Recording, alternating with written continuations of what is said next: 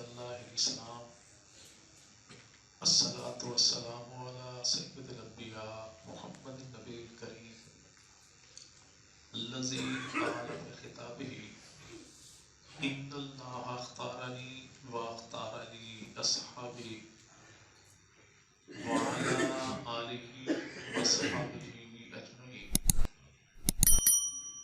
انتہائی قابل صد احترام و تعظیم بزرگان ملت، شفاء محمد و نوجوان دوستو،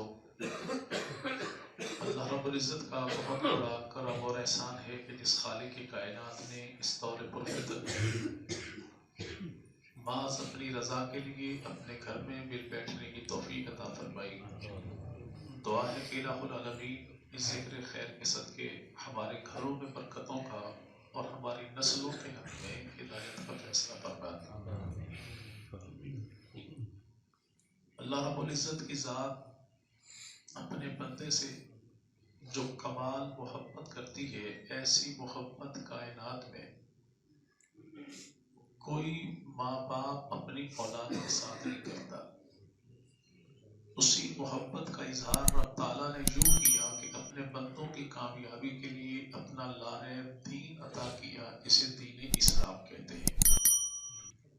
وہ دین اسلام قیامت تک کے لیے تمام تر انسانوں کے ہر ایک مسئلے کا بہترین قسم کا حل پیش کرتا ہے۔ اس دین کے ہم تک پہنچنے کے 3 بڑے ذرائع ہیں۔ اگر ان تینوں ذرائع پر ہمارا ایمان کامل ہوگا تو ہر ایک عمل چھوٹا بڑا اللہ کی بارگاہ میں مقبول ہوگا۔ اگر ان 3 میں سے کسی ایک پر بھی بے اعتمادی یا بے احترامی ہوئی تو کوئی بڑے سے بڑا عمل بھی اللہ کی بارگاہ میں قابل قبول نہیں ہوگا۔ ان میں پہلی ذات وہ رب تعالیٰ کی ہے کہ جس نے اپنا لاریب دین اپنے محبوب کے صدقے انسانیت کو عطا کیا۔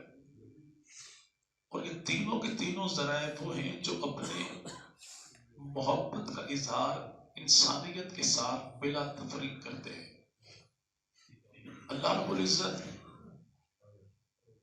کی ذات کو ماننا اس لیے بھی لازم ہے کہ وہ ہمارا خالق ہے، مالک ہے، رازق ہے، حاجت روا بھی اللہ ہے، مشکل کشا بھی اللہ ہے۔ وہی اللہ کی ذات ہے کہ جو دن رات کی تبدیلی کے ذریعے اپنی قدرت کا اظہار کرتی ہے۔ اگر وہ اللہ چاہتا تو ممکن ہے کہ ہم میں سے کسی کو بھی حضرت آدم کی اولاد میں پیدا نہ کرتا، آج ہم کسی بھی گندگی کے ڈھیر پر مکھی کی شکل میں بیٹھے ہوتے۔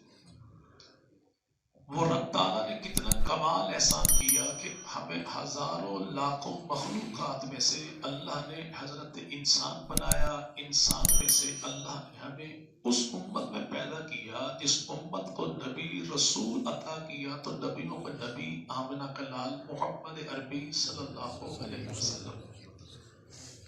اب وہ اللہ اپنے بندے سے چاہتا کیا ہے؟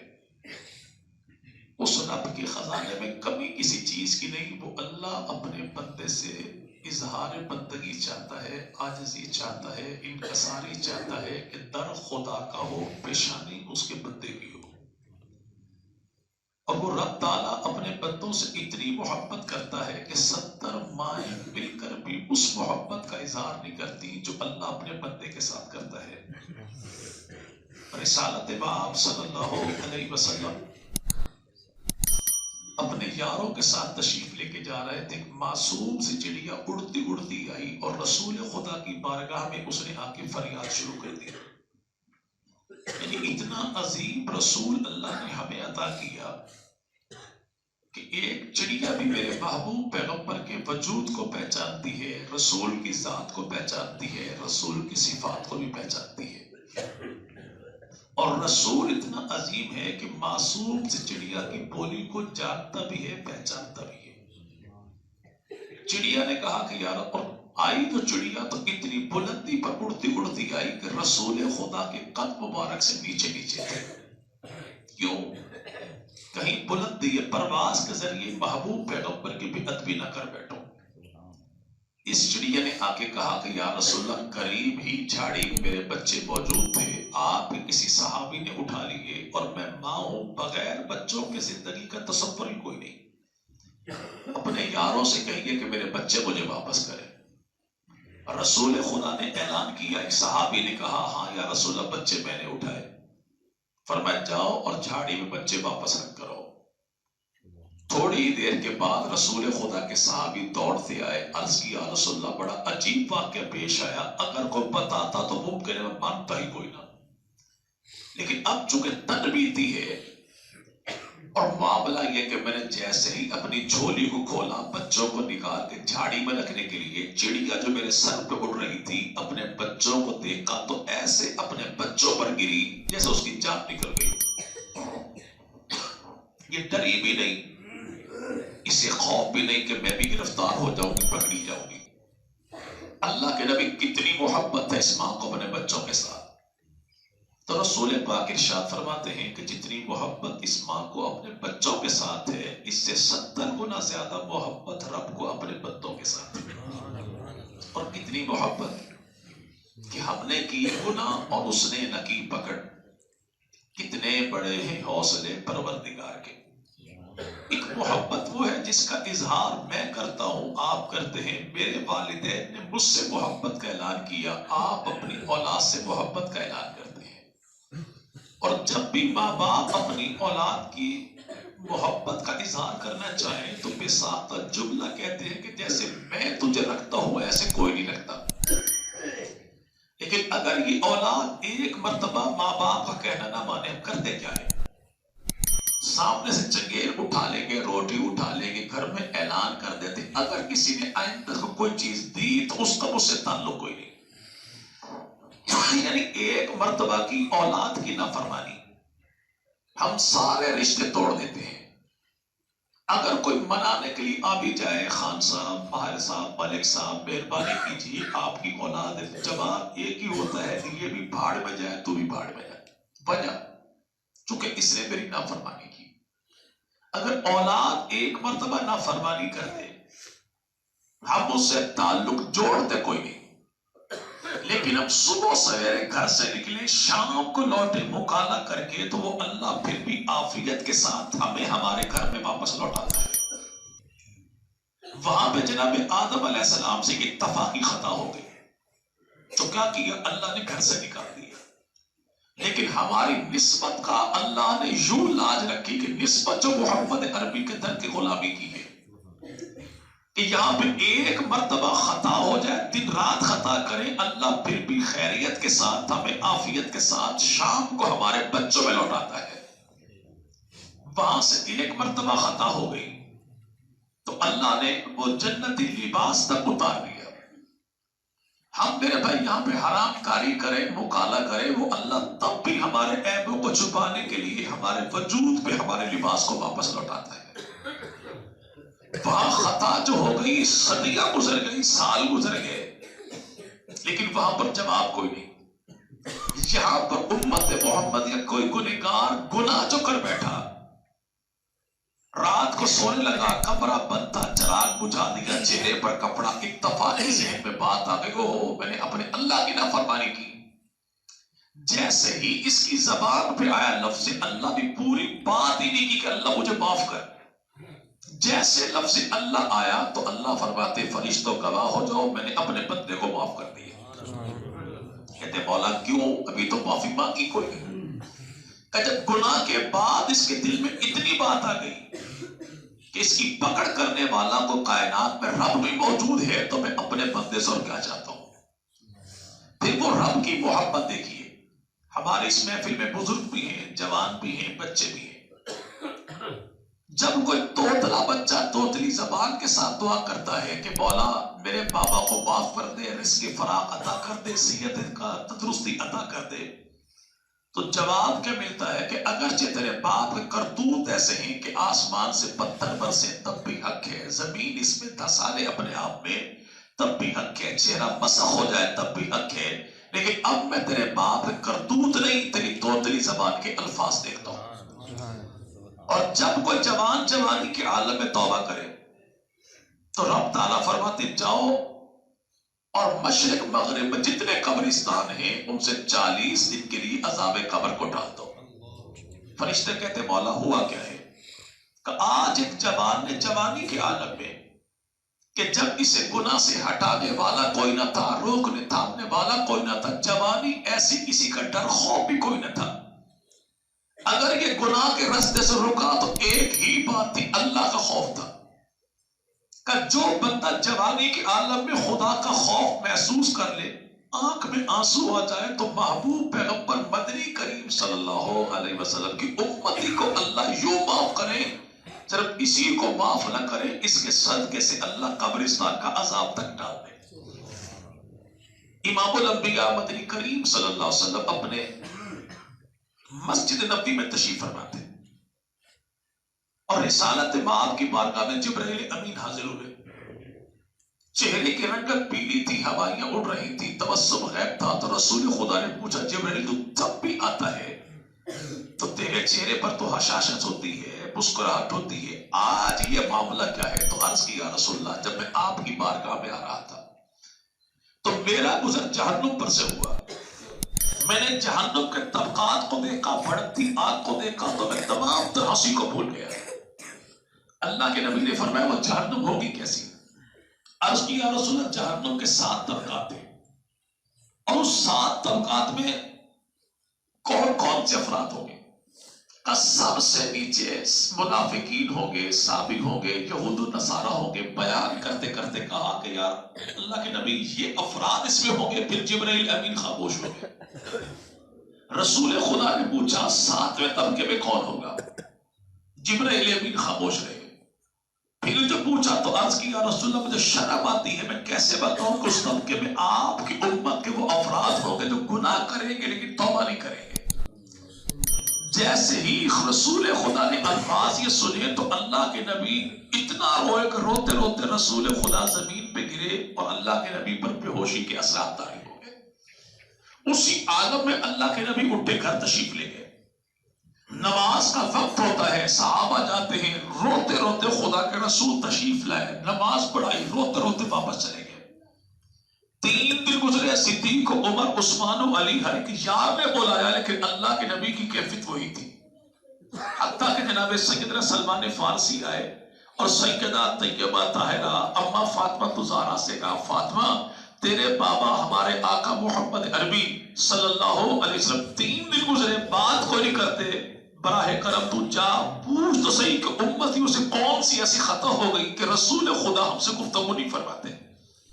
سیدہ تشریف لے گئی، اللہ کے نبی اٹھے اور ایسا کمال محبت کا معاملہ تھا کہ جب رسول خدا اپنی بیٹیوں کو ملنے جاتے تو بیٹیاں دوڑ کر آتی، رسول خدا کے سینے سے لگ جاتی، ہاتھ پکڑتی، اپنی جگہ پر بٹھاتی. اور جب اللہ کے نبی تشریف لے کر جاتے تو بیٹیوں کی محبت کا معاملہ ہی ہوتا. جب بیٹیاں پیغمبر کے پاس ملنے آتی تو اللہ کے نبی کھڑے ہو جاتے، 2-4 قدم آگے بڑھتے، بیٹی کا ماتھا چومتے، سینے سے سر لگاتے اور رسول خدا اپنی جگہ پر لا کر بٹھا لیتے. تو نبی پاک نے ارشاد فرمایا پیاری بیٹی فاطمہ مجھے جبرائیل امین نے یہ خبر دی، اور جس رسول کو پتہ یہ لگ جائے کہ اس کی امت کا یہ حال ہوگا تو رسول کو چین کیسے آئے گا. تو سیدہ نے پوچھا کہ یا رسول اللہ یہ جہنم کی بھڑکتی آگ جو جبرائیل امین نے بتائی ہوگی کیسی؟ کیسا آگ کو جب بھڑکایا جائے گا یہ آگ سرخ ہوگی، سیاہ ہو جائے گی، دور سے ہی انسانوں کو اپنی جانب لپکے گی. انسان اور پتھر اس کی خوراک ہو کر اسے آگ مزید بھڑکے گی. اس آگ میں بڑھنے والی زنجیریں جو جہنم میں وہ باندھی جائے گی، اس جہنم کی زنجیر کا ایک کڑا وہاں پر رکھ دیا جائے جہاں سے سورج طلوع ہوتا ہے. تو جہاں سورج غروب ہوتا ہے وہاں پر کھڑا ہونے والا انسان اس کی حدت سے جل کے مر جائے گا. تو اللہ کے نبی اتنی بڑی آگ بجھے گی کیسے؟ فرمایا جہنم کو اس آگ کو 7 سمندر بھی مل جائے تب بھی نہیں بجھا سکتی. تو اللہ کے نبی ہوگا کیا؟ فرمایا جب کوئی بندہ خدا کے خوف سے اپنی آنکھ میں آنسو لے آئے، اور آنسو کتنا بڑا کہ مکھی کے سر کے برابر آنسو جو آ جائے خوف خدا کی وجہ سے، جس آگ کو 7 سمندر نہ بجھا سکے اس آگ کو جہنم کا ایک قطرہ بجھا دیتا ہے. لیکن ہو کیا؟ خوف خدا ہو. تو وہ رب اپنے بندوں سے محبت کرتا کیسی کمال ہے. یعنی جوان کی جوانی تو اللہ محبت کرے، بچوں کی معصومیت تو اللہ محبت کرے، پھر کہا بوڑھے. آج انگریز جو کہتے ہیں نا بھائی اولڈ از گولڈ، جو جتنا پرانا اتنا قیمتی. لیکن اللہ کے نبی مدنی کریم کی امت کا بوڑھا اللہ کے ہاں کتنا قیمتی. فرمایا جس بندے کی عمر 40 سال کی ہو جائے تو رب تعالیٰ اس بندے کو 3 قسم کی بیماریاں عطا نہیں فرمائے گا. شرط یہ ہے کہ اس کے دل میں شرک نہ ہو، اللہ کی ذات و صفات میں کسی اور کو شریک نہ ٹھہراتا ہو. کوڑ برف مجنون 3 بیماریاں کبھی نہیں آئیں گی. عمر 50 سال کی ہو گئی تو رب تعالیٰ اسے نیکی کی توفیق عطا فرما دے گا. عمر 60 سال کی ہو گئی اللہ گناہوں سے نفرت عطا فرما دے گا. عمر 70 سال کی ہو گئی تو اب یہ نیکی کے کاموں کی جانب دوڑ دوڑ کے آئے گا. عمر 80 سال کی ہو گئی تو 80 سال کا مسلمان بوڑھا داڑھی سفید ہوگی. اما عائشہ فرماتی ہے قیامت کے دن سب کا نام اعمال تولا جائے گا لیکن 80 سال کے بوڑھے کا نام اعمال نہیں تولا جائے گا. پوچھا جائے گا مولا یہ کیوں؟ فرمایا اس لیے کہ مجھے شرم آتی ہے کہ میں اپنے بندے کے عیبوں کو، امت کے بوڑھے کے عیبوں کو پوری انسانیت کے سامنے بیان کروں. اور ایسا ہوگا حشر کے میدان میں کہ رب تعالیٰ اپنے ایک بندے کو بلائیں گے، ستاریت کی چادر ڈالیں گے، اس کے کان میں فرمائیں گے میرے بندے تو نے یہ بھی کیا، یہ بھی کیا، یہ بھی کیا، یہ بھی کیا. لوگ پوچھیں گے مولا اتنا پروٹوکول، سب کے عیب سارے سنتے ہیں، اس کے کان میں کیوں بتائے گا؟ اس لیے کہ یہ میرا وہ بندہ تھا جو میرے بندوں کے عیبوں کو دیکھ کے چھپاتا تھا، بتاتا نہیں تھا. جب یہ بندہ ہو کے بندوں کے عیبوں کو چھپاتا ہے تو میں ستار العیوب ہو کے اپنے بندے کے عیبوں کو کیوں نہ چھپاؤں. لیکن یہاں پر دوسرا معاملہ بھی دیکھیے. اللہ کے نبی کے سامنے ایک جنازہ آیا تو رسول خدا نے پوچھا جنازہ ہے کس کا؟ کیا پوچھا بھائی؟ جنازہ ہے کس کا؟ اچھا آپ کے محلے میں کوئی اگر میت ہو جائے تو کبھی مولوی صاحب نے پوچھا جنازہ کس کا ہے؟ کیوں بھائی ایسی پوچھنے کی ضرورت ہی کیا ہے؟ کیوں؟ سارے جان پہچان والے ہیں. تو مدینہ کو اتنا بڑا شہر تھوڑا ہی تھا. اس دور کا مدینہ تھا کتنا بڑا جتنی آج مسجد نبوی ہے. کہ رسول خدا کیوں پوچھتے ہیں کہ جنازہ ہے کس کا؟ تاکہ بندہ بعد میں یہ نہ کہتے میں نے پتہ کوئی نہیں، بس میں یہ لگے آتا کہ جنازہ ہوتا میں نال شامل ہوں گی. ایسا نہیں، پتہ ہو کہ جنازہ پڑھ کس کر رہے ہو. تو صحابہ نے کہا کہ یا رسول اللہ فلاں شخص کا جنازہ ہے. جیسے رسول خدا نے سنا تو اللہ کے نبی نے فرمایا اچھا اس کا جنازہ ہے تو میں جنازہ نہیں پڑھتا. اللہ کے نبی کیوں؟ فرمایا اس لیے کہ اس کے دل میں میرے یار عثمان کا بغض ہے. ایک یار کا، جس کے دل میں ایک یار کا بغض ہو، نبی پاک رحمت کائنات اس کا جنازہ نہیں پڑھتے. اور جو نعوذ باللہ پیغمبر کے پہلو میں سونے والے صدیق و عمر سے بغض ہی نہ رکھے، ان کو نعوذ باللہ کافر کہتا ہو تو ان کا جنازہ میں کیوں پڑھوں؟ وہ دین جو انسانیت کے عیبوں کو چھپانے آیا تھا، یہاں رسول خدا نے اس بات کو کھلے عام بیان کیوں کیا؟ بھئی گناہ جس کا تعلق خدا کی ذات کے ساتھ ہے اس کو چھپانا دین کہتا ہے. بغض صحابہ ایسا گناہ ہے چھپانا نہیں، زمانے کو بتانا ہے. کیوں؟ تاکہ عبرت کا نشان بن جائے. عبرت کا یہاں پہ سب کے گناہ سارے سنے، اس کے کان میں کیوں کہا کہ میرے بندوں کے عیبوں کو چھپاتا ہے. 80 سال کا بوڑھا انسان فرشتے پکڑیں گے لائیں گے خدا کی بارگاہ میں تو اللہ خود پوچھیں گے سب کچھ جاننے کے باوجود کہاں لے کر چلتی مولا یہ بندہ اس کے اعمال ایسے، کرتوت ایسے، کردار ایسا، پکڑا جہنم کی جانب لے کر جاتے. جیسے اس کو دیکھیں گے رب تعالیٰ تو رب تعالیٰ اس سے یوں شرمائیں گے جیسے پہلی رات کو دلہن اپنے دلہا سے شرماتی ہے.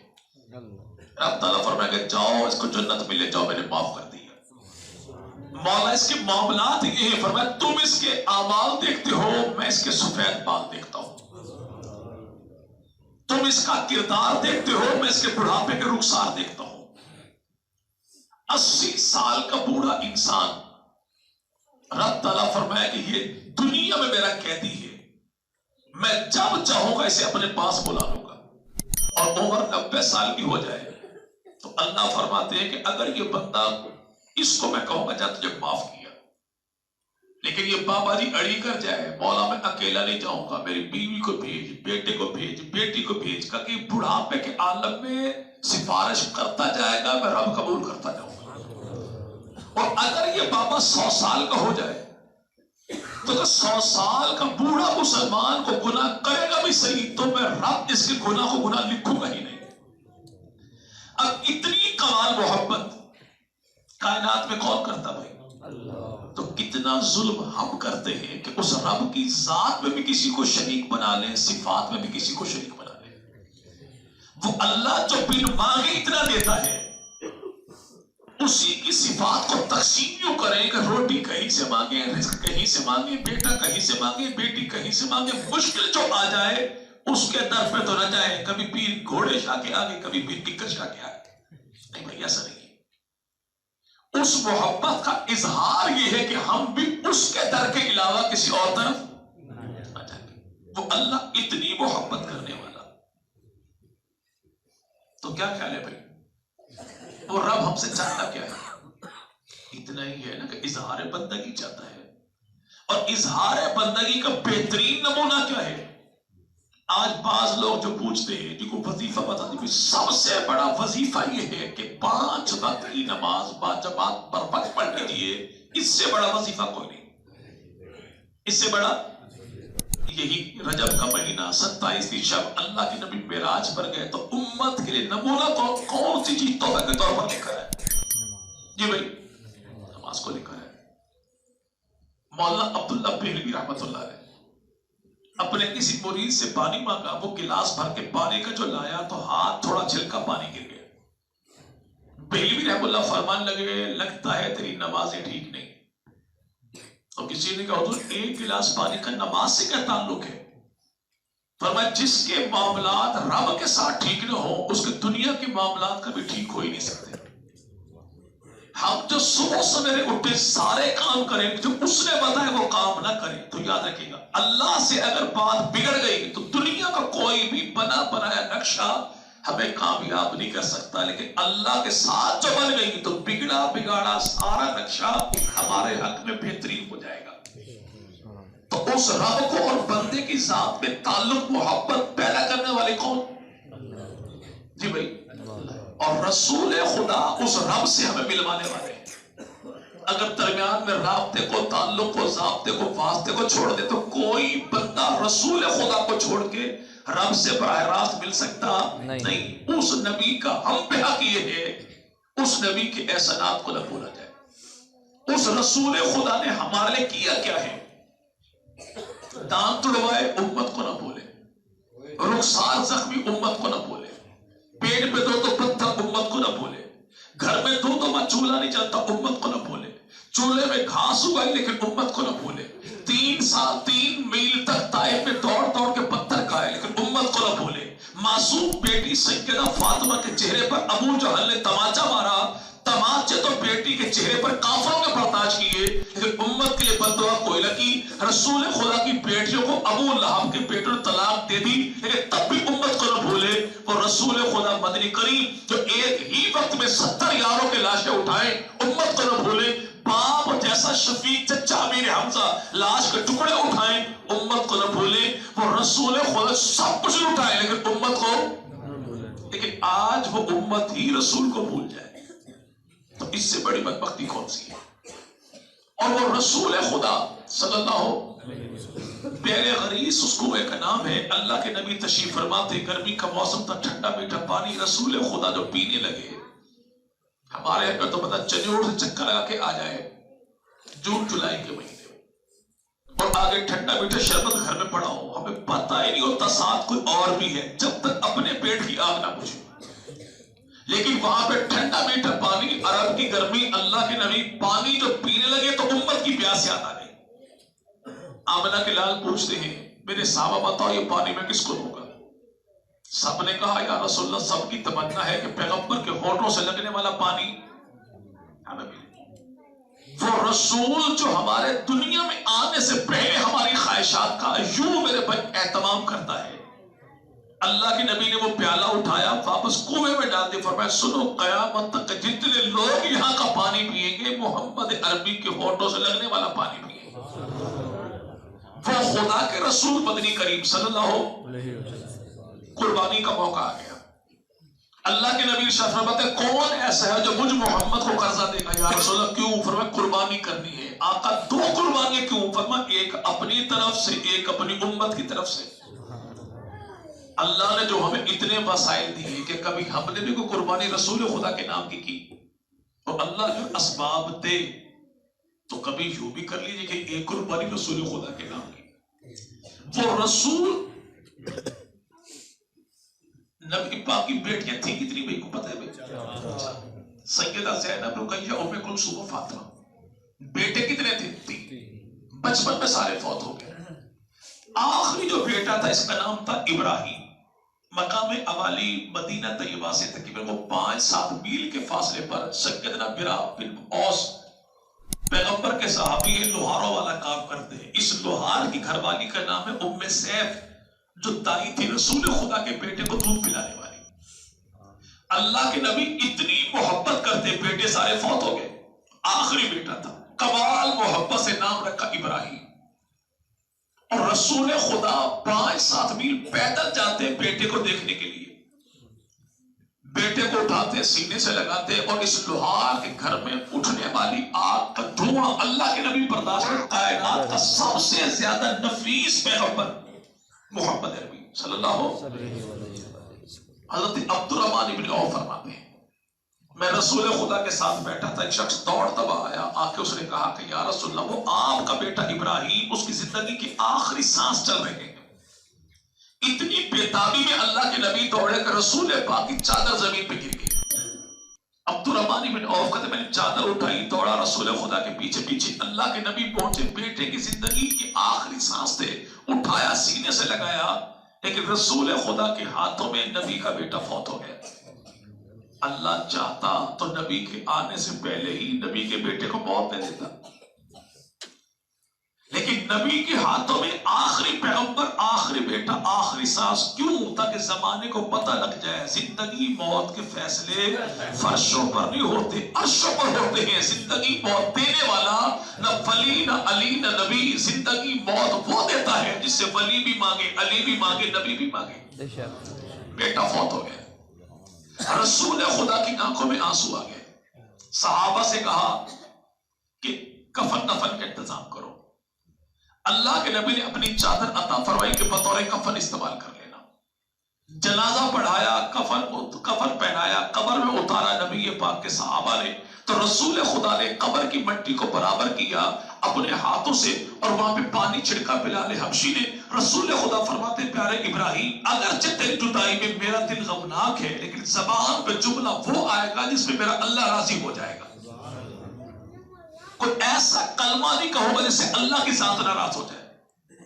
آج میرا بیٹا فوت ہو جائے تو زمانے کے دشمنی بھول کر جنازے میں آئے یار صبر کر، بہت بڑا بھاری صدمہ ہے۔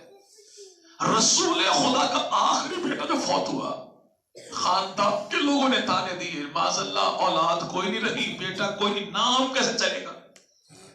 جبکہ دنیا میں نام باقی رکھنے کے لیے نہ مال چاہیے، نہ جمال چاہیے، نہ آل چاہیے، چاہیے تو نبی والے اعمال چاہیے۔ کتنے ایسے لوگ ہیں اولاد کوئی نہیں، نام آج بھی زندہ ہے۔ کتنے نامی گرامی ایسے گزرے، اولاد بھی بڑی، مال بڑا، دربار بڑے، زمینیں بڑی، جاگیریں بڑی، جانتا کوئی نہیں۔ آخری بیٹا جب فوت ہوا تو لوگوں نے خوشی کا اظہار کیا، دشمنوں نے۔ اسی پریشانی میں اللہ کے نبی گھر تشریف لائے تو ہماری ماؤں میں سے کسی ماں نے کہا کہ یا رسول اللہ، اللہ نے ہر نبی کو دعا عطا کی ہے، آپ کو بھی دعا عطا کی کہ جب مانگو گے اللہ آپ کو وہ عطا کر دے گا، تو آپ ہاتھ اٹھائیے، دعا کیجیے اللہ میرے بیٹے کو زندگی عطا کر دے۔ رسول خدا مدنی کریم فرماتے ہیں ہاں اگرچہ وہ دعا بھی باقی ہے، اللہ کا وعدہ بھی باقی ہے، لیکن وہ دعا میں اپنے بیٹے کی زندگی کے لیے نہیں، قیامت کے دن اپنی امت کی مغفرت کے لیے کروں گا۔ وہ رسول جو آخری اولاد بھی امت پر قربان کر دے. آج وہ امت ہی اس موسم اعظم کے در کو نہ پہچانے تو بدبختی تو اس کی ہے. وہ رسول دنیا میں جو آئے تو زمانے بھر کی خیریں لے کر آئے. اس نبی سے بہتر دین کسی کا نہیں، شریعت کسی کی نہیں، ذات کسی کی نہیں، صفات کسی کی نہیں، گھرانہ بھی کسی کا نہیں، یارانہ بھی کسی کا نہیں. آخری بات اور بات ختم. خدا بھی محبت کا اظہار کرے تو بے مثال کرے، نبی بھی محبت کا اظہار کرے تو اور آگے نبی کے صحابہ سب کچھ لٹایا لیکن اللہ کے دین کو نہیں لٹایا. دین ہم تک پہنچایا، پہنچانے کا حق ادا کر دیا. نبی پاک مسجد نبوی میں تشریف فرما تھے. ایک نوجوان مسجد میں آیا، رنگ اس کا کالا تھا، 2-4 قدم آگے بڑھتا کبھی پیچھے ہٹتا. اللہ کے نبی نے ایک صحابی کو بھیجا جس کو پکڑ کر لا. پکڑ کر جو لائے تو پوچھا تو ہے کون؟ کہا یا رسول اللہ نام میرا سعد ہے، رنگ میرا کالا ہے، دنیا مجھے سعد الاسود کہتی ہے. میں آیا اس لیے، سنا یہ ہے کہ جو آپ کا غلام بن جائے تو اللہ اس کو جنت عطا فرما دے گا، لیکن پیچھے اس لیے ہٹتا ہو کہ جب میری نظر اپنے وجود پر پڑتی ہے تو رنگ میرا کالا ہے. کہیں ایسا نہ ہو سب کچھ چھوڑ بیٹھوں اور قیامت کے دن اللہ فرما دے میری جنت بڑی حسین ہے، کالے نہیں جائیں گے. تو رسول خدا نے فرمایا تو میرے یار کو نہیں دیکھتا جس کا نام بلال ہے؟ میرا رب رنگت کو نہیں دیکھتا، وہ رب دیکھتا ہے تو محمد عربی کی سنگت کو دیکھتا ہے. اس نوجوان نے کلمہ پڑھا، مسلمان ہو گیا. کچھ دن کے بعد آیا گردن جھکی ہوئی اور اللہ کے نبی سے کہا نبی پاک مجھے خیریت ہے؟ عرض کی یا رسول اللہ جوان ہو چکا، شادی کی تمنا ہے. تو فرمایا کوئی رشتہ نظر میں؟ یا رسول اللہ اب تو پہچان یہی ہے کہ میں دربان ہوں دربار محمد مصطفیٰ کا، تو انتظام آپ فرمائیں گے. رسول خدا نے غلام میں انتظام کیا. قبیلہ بنو ثقیف کا سردار ہے، نئے نئے مسلمان ہوا، اس کی بیٹی حسن و جمال میں پورے عرب میں مشہور ہے. جہاں اس کے ساتھ میں محمد کا رشتہ کرتا ہوں. صحابی جھومتا ہوا اس سردار کے پاس جو پہنچا، ذہن میں کیا تھا؟ نبی نے کہا انکار کون کرے گا. دروازے پہ دستک دی، سردار ہے بار خیریت سے؟ اللہ کے نبی نے بھیجا. کیوں بھیجا؟ تیری بیٹی کے ساتھ میرا رشتہ طے کر دیا. سردار نے کہا انکار کوئی نہیں، لیکن میں گھر میں پوچھ تو لوں، آگے بتاؤں گا، شام کو بتا دوں گا. جیسے یہ صحابی واپس پلٹے دل میں بات آ گئی، ساتھ تیرا چہرہ دیکھ کر کوئی رشتہ نہیں دیتا، جنت کیسے ملے گی؟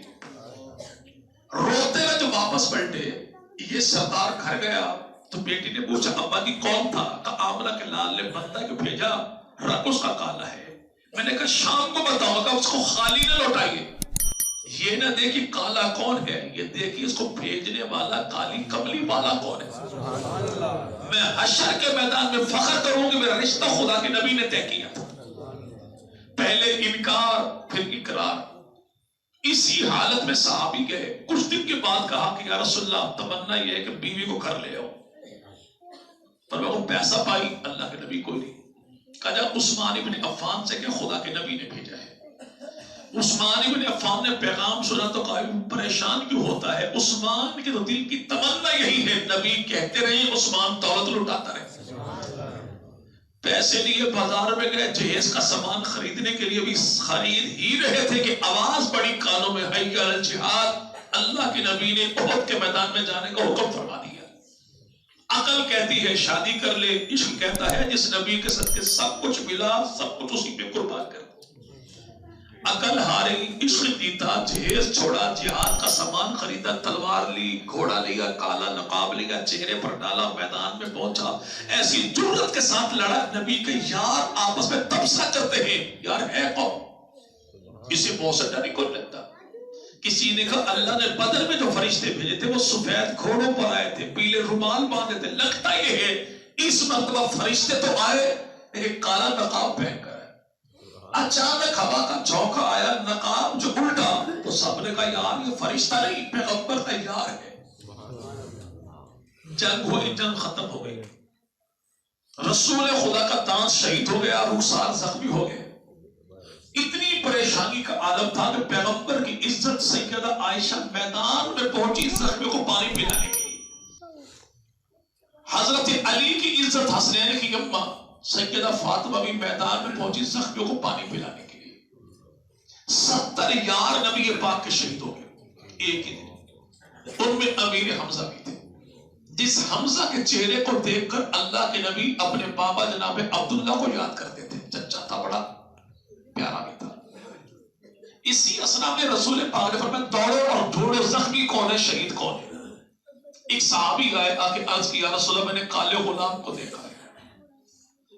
کمال محبت ہے کہ رسول خدا کی.